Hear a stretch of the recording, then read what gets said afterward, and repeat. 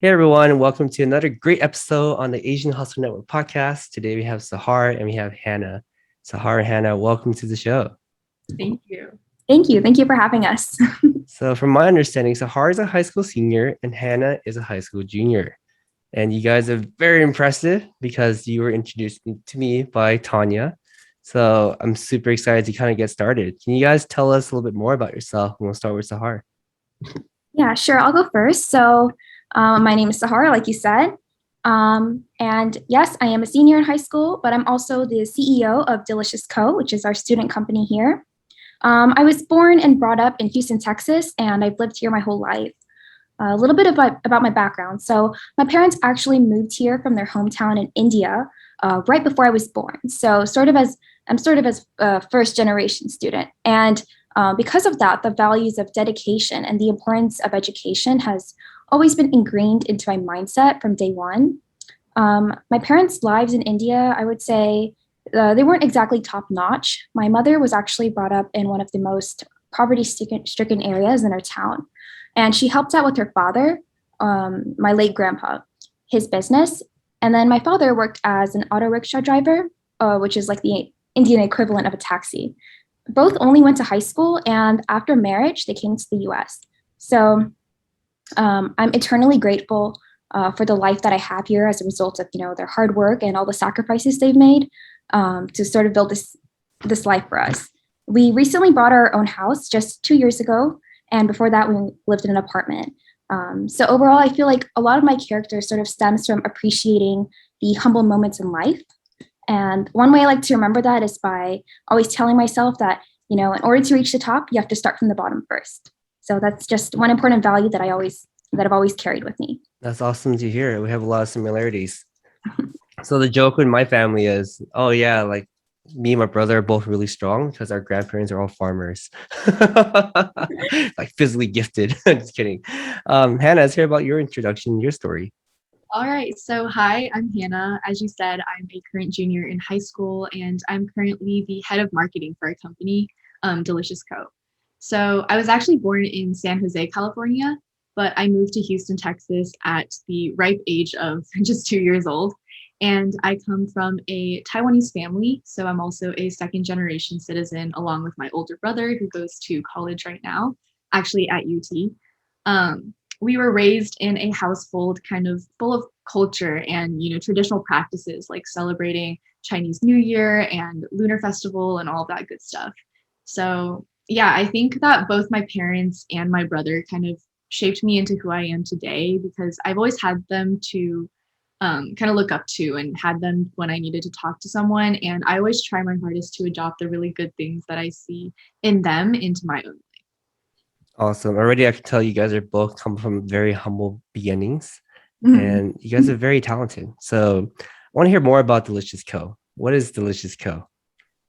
Yeah, so I can start with a little bit of background. So, again, Dulicious Co. is a name that is stemmed from a combination of two things. So, Dulles High School is the high school that we go to. So, we use the Dulles part, and that's also combined with the term delicious. So, together that makes Dulicious Co. And so, the original founders who started this company they sold candy grams and candy packages around school. So, I think that's where the delicious came from. But as Dulicious kind of evolved over time, we began creating viable products that served as solutions for everyday needs. And we kind of slowly incorporated sustainable values into our products. That's Right. really awesome to hear. Mhm. To expand on that a little bit, um, we've done various things, everything from greeting cards that we made. We called them bloom cards. And they were basically greeting cards made out of seed paper. So if your friend gifted you one of these greeting cards that they wrote a little message on, maybe after some time, after you read the message, you could tear up the greeting card into little pieces and plant it and water it, and then it would grow into a flower. So then every time you watered the flower, you think of your friend who gave you the card. And we've also done things like a saran wrap that we made out of beeswax that we called hexa wrap. So that was sort of to serve as a more eco-friendly substitute to plastic wrap or saran wrap. That's really awesome to hear. And the fact that I really like the fact that you guys are focusing a lot more on sustainability stuff because I Mhm. feel like we're now seeing the effects on that on the environment, right? We see like a lot of the world's rivers are polluted, seeing changes in our climates, and that's strictly my opinion because I know there's people out there that don't believe in that. um, why? I mean, where did the inspiration come from? Right, the whole concept of sustainability. Like, how did you guys learn about it? Was it taught to you guys by your parents, things that you saw, or by people that you work with? Like, why integrate that into your business? Right. So, Hannah, I'm not sure if you've taken this class yet, but I took AP Environmental Science last year.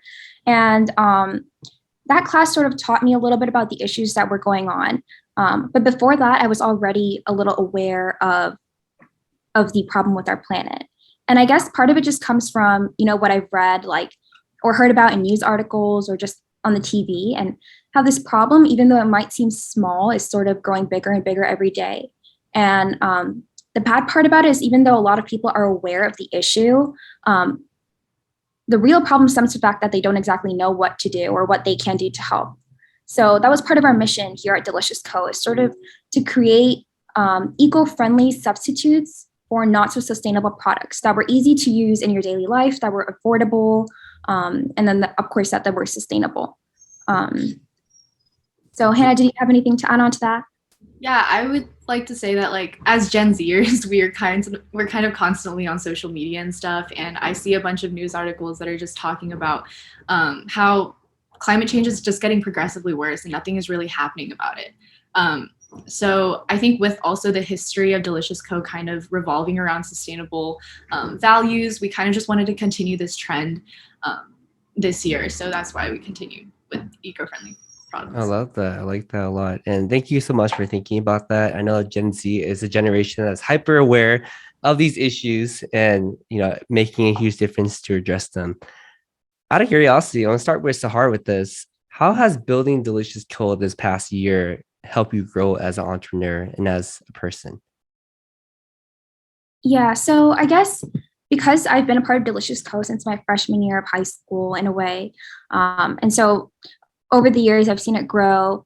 And one thing I've sort of noticed is, although we are a business and we're selling products, and as a business our whole purpose should be to make money, I feel like Dulicious Co is unique in the way that we try to sell more of an idea than just a product. So one example I can give is with our product for this year. It's called Case Go, which is like an eco-friendly case, so case eco. And that idea sort of stemmed from a personal issue that I faced in my life. On my phone, I used to use these silicone cases, and I used them because they were cheap, they were easy to access. So I would use them all the time, and I noticed they were chipping and cracking along the edges. And so I had to keep replacing them over and over again. And then I would throw the old cases away. And obviously, as someone who's a big believer of sustainability and using eco-friendly products, I realized that these silicone cases weren't exactly good for the environment. So then the team and I got together and we started brainstorming for a solution that we could come up with. And that's just sort of how Case Go was formed. And we also, while we were doing a bunch of research, found out that 30 tons of plastic comes from phone cases alone. So approximately 1.5 billion phone cases end up in the ocean every year, and that translates to the 30 tons of plastic. So that's how Case Go was born. And so, and one way that I think we've grown is in the fact that we've come to recognize problems or face situations in our daily life, and then had that need or urge to find solutions for them, solutions that other people could relate to and also implement into their lives. I mean, everyone has a phone case, right? So for them to be able to replace their phone case, whether it be made out of plastic or silicone, with our Case Go's, which are made out of wheat straw and are sustainable and compostable, that's sort of one small step we're taking into, encouraging sustainability into the lives of others. So that's one way I would say that we've grown. It's just finding active solutions to problems in our lives. Awesome. Hannah, you want to add on that? Yeah, so I, like Sahaar, have been in JA or Dulicious Co, a part of Dulicious Co since I was a freshman. So over the years, I've become an officer and been part of the kind of the officer level. And I think that really just helped me grow my leadership skills. And I would say that as a freshman, I was a super introverted person through, running a business and being kind of an entrepreneur for this type of company, I've really grown to be more communicative. And I think that that's a really important part or factor of being successful in the future, is being able to communicate problems or being able to talk to your partners. So I think that overall, Dulicious Co has really helped me grow as an individual. And I think that, it contributes to overall my success in the future as well. Yeah, you're absolutely right with that. Communication is always key. And I think the hardest part about communication is not having the easy conversation, right? It's like, it's not having conversation, oh, wow, things are going well. Or, hey, can you help me do this and that? It's having the really hard conversations. Hey, our company is not doing well. Like, how can we write things or make things better? Right? Or like, hey, you're not really doing your work. Like, how can we help you become successful and motivate you? Right? It's about communicating those things as well. So I call it the good, bad, and the ugly sometimes, because that's what makes a leader very successful, especially in business. And I'm happy that you guys are aware of that skill set, because it never really goes away for the rest of your life. Like, you have to be able to communicate really well, which is a really underrated thing. Right? The more people you work with in life, the more you realize that not everyone else's skill set, and for you to go above and beyond to be able to communicate is a big deal. So Yeah. I'm going to ask you guys a very hard question, and that question is, what do you think is the key to success and becoming a successful leader? And we'll start with Hannah with this question. So I guess kind of going off what I already said, again, communication is such a huge factor of, I think, success in general, or success as an entrepreneur. And I would say also kind of surrounding yourself or finding a really solid group of people that have the same values as you or are easy to work with is a really important part of being successful in the future, because everything kind of relies on collaboration in the real world. You're just collaborating all the time with people around you.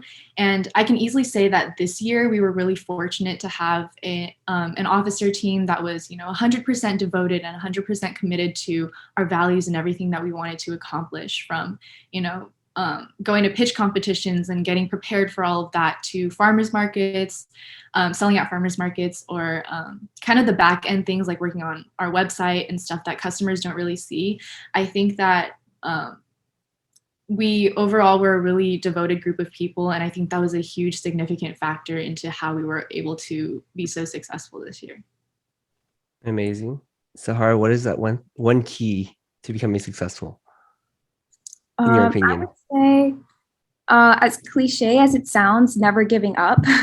I think it's really important, no matter where you start from, whether you have like very few resources or whether you're just, starting a business from scratch. It's not going to get anywhere unless you actually want it to get somewhere. So it's very important that you channel your passion into dedication, and channel it in a way so that that no matter what obstacles you face or what comes your way, that you'll be able to overcome it. So that's what I would say is the key to success. Yeah, I wouldn't say that's cliche at all. I would say that's really accurate. Not giving up is a huge part of it, right? Because as you guys know, or kind of do know by now, business is very difficult.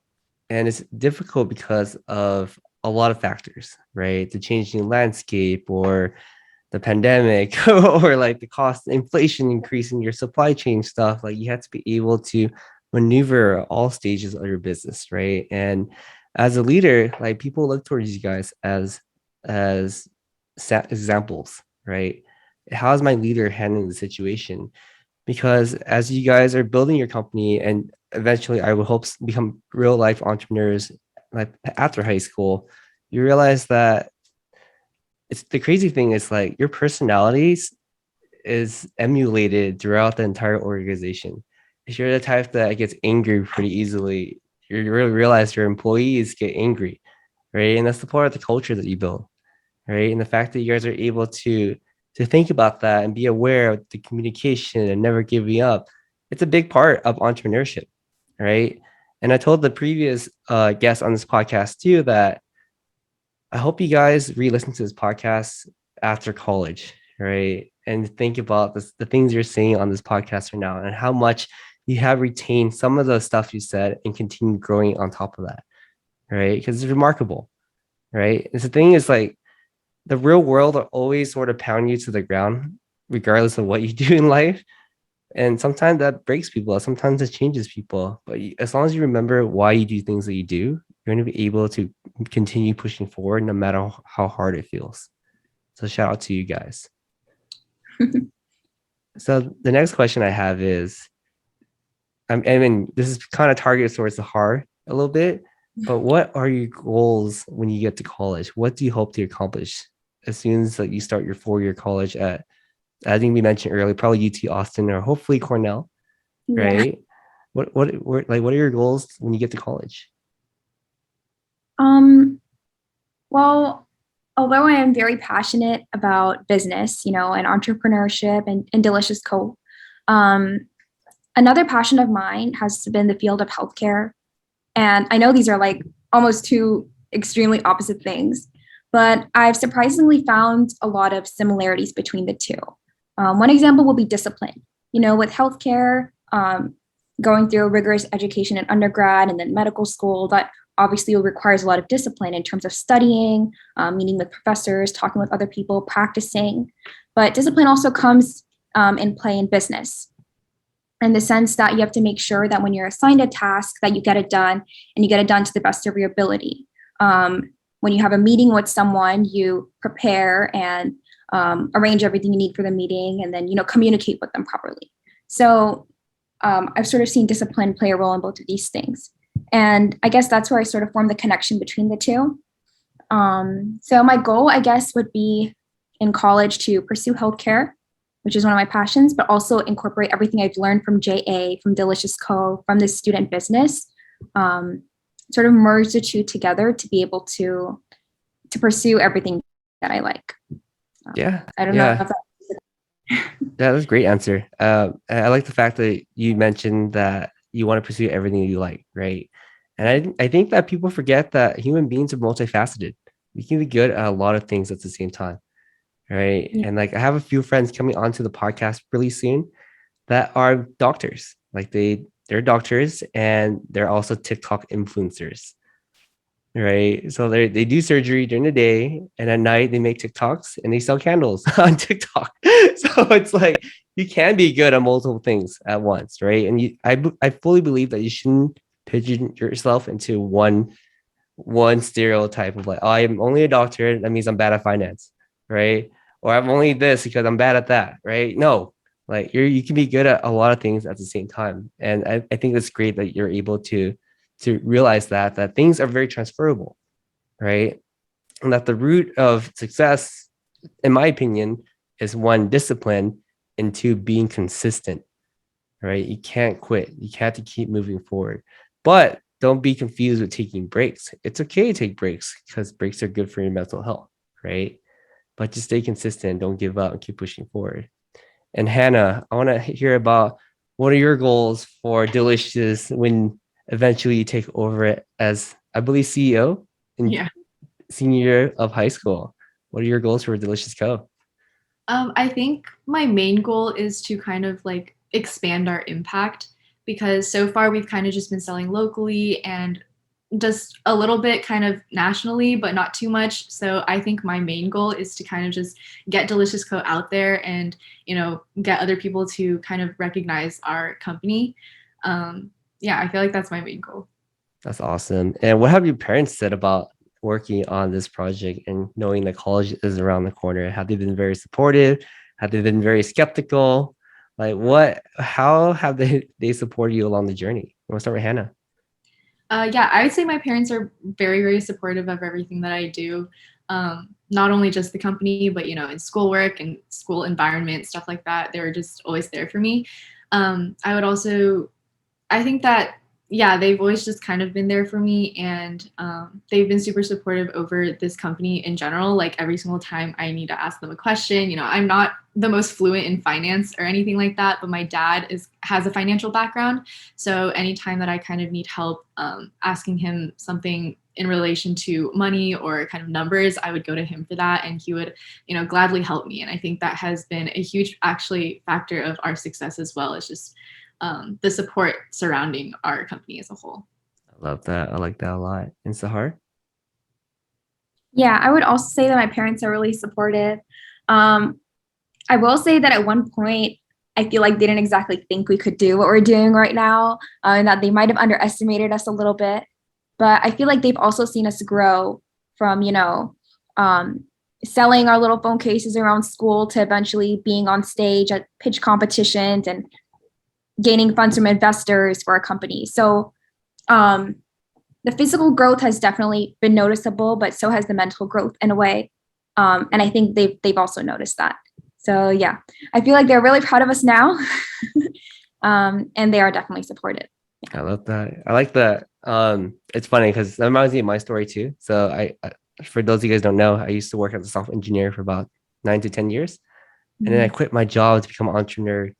And then my parents didn't talk to me for 5 months, right? Because in their mind, it's like, we worked so hard for you guys, we sacrificed so much, and you're gonna leave your comfortable job to pursue uncertainty. But the thing with Asian parents is that they always want you to be happy, right? And the only thing that makes them feel more comfort is if you can generate income, regardless of what you do. That's really what they care about. Can you support yourself, and can you be happy with what you do, right? And as soon as I demonstrated that, they're like, "Oh wow, like you can do it." And the story about your parents underestimating you, it might be a parent thing, but like even when I quit my job in my 20s, my parents were like, you're gonna fail. Like, oh my God, what is all these negative thoughts? But over time they learned to support because they realized how much I wanted it to happen, right? And that's the thing with success too. It's like, I feel like you want it bad enough, you'll make it happen, right? You'll think about it all the time, you'll make the right moves. Not exactly right moves all the time, but you make moves to get to where you want to get to, Yeah. right? And that's a huge part of what it takes to become a entrepreneur. And shout out to you two so much for running Delicious Co. And I'm super excited to see where it's going to be in a couple of years. Thank you. Yeah, Thank you so of much. course. So as we're nearing the end of the podcast, I want to ask two questions.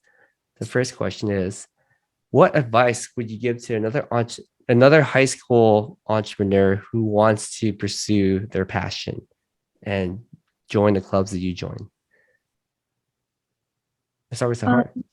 yeah, I can start. So, um, in my specific case, with Delicious Co, uh, in high school, uh, the times you'll usually find yourself working together with other people is like when it comes to a group project or some kind of a group assignment. And most of the time, you'll get together with your friends, do the project, have fun, and it's over. But with Delicious Co, when it came to forming this team that had a vision for a business, for product, for selling and getting out there, um, you'll have to learn to work with people, other people. You'll have to form those friendships, form those connections, and adapt to each other. And I'll be completely transparent, honest. Hannah and I, as sort of like the two leading figures of Delicious Co, we've had our fair share of arguments, fair share of disagreements, but we've always come to the understanding that, hey, we have this vision, right? Whether it be, oh, we want to get to nationals this year, or we really want this to be successful, or we want to make ourselves stand out. Whatever things that we found ourselves agreeing on, we found that to be the solution to the issue. So in that case, being honest is very important. Being transparent with the person you're working with is really important. And being able to put in that effort to form a connection is important.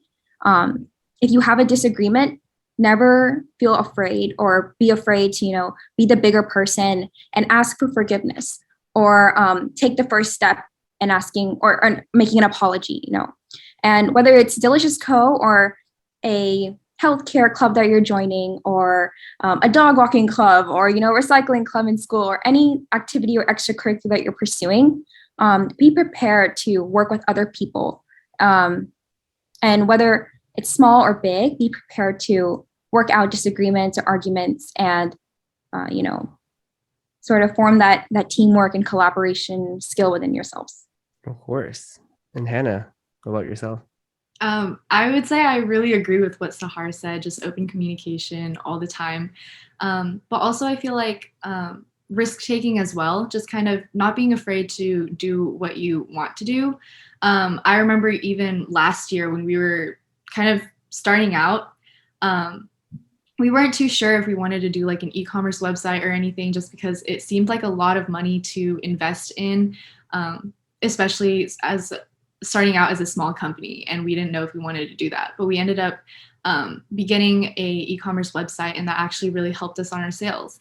And even in my own personal life as a freshman, I thought that I was interested in the healthcare field as well. But then I kind of just branched out into other things. I joined, high school DECA, and I joined junior achievement. And I think that really just helped me finalize or kind of solidify everything that I wanted to do in the future, and kind of just narrowed that path down for me.